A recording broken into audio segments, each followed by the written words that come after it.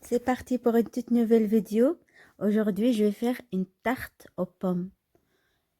On va avoir besoin de 125 g d'amandes et 125 g de beurre fondu.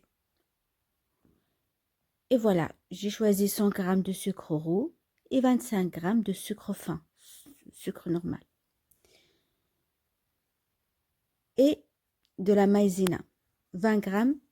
C'est très important, de la maïzena, ça va épaissir le mélange au lieu de la farine. C'est très important, la maïzena, elle est plus souple. En tout cas, on va rajouter un œuf entier, très important.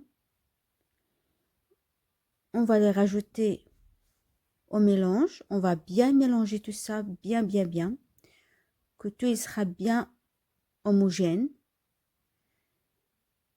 Sans oublier une cuillère à soupe de extrait de vanille. Si vous n'avez pas, vous pouvez le remplacer par une sachet de vanille normale. Ça fait l'affaire aussi. Et 3 cuillères à soupe d'eau. À toute façon, vous inquiétez pas, de l'eau, elle va s'évaporer et ça va donner une pâte bien, ferme. Vous inquiétez pas. On mélange toute cette beauté et on va rajouter dans le plat. Dans cette recette, je vais utiliser de la pâte feuilletée industrielle, ce qu'on a acheté au magasin. Voilà, je l'ai piqué avec la fourchette pour pas qu'il gonfle. C'est très important. On va rajouter tout le mélange dans le plat. On le met à 160 degrés, 15 à 10 minutes, à surveiller, très important.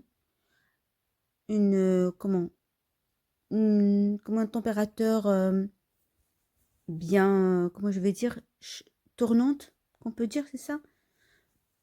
Voilà, on va essayer d'aplatir tout. Des pommes, je choisis des pommes qui sont déjà assez sucrées. D'accord? Je vais les nettoyer vite fait. Ensuite, je prends un demi-citron. Je les, mets 2-3 gouttes pour pas qu'ils changent de couleur. Comme vous pouvez le voir, elles sont blanches. Elles vont rester avec leur couleur même après la cuisson.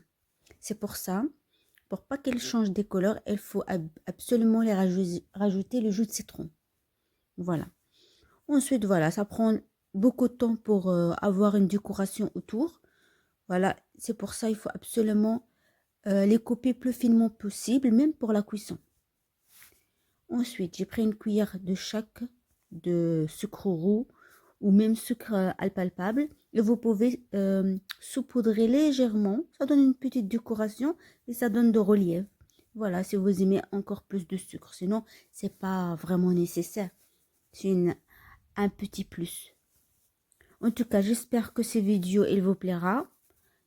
Si vous êtes sympa et vous aimez cette recette, n'oubliez pas de liker et abonner. Ça me ferait un vrai plaisir. En tout cas, n'hésitez pas à liker et abonner.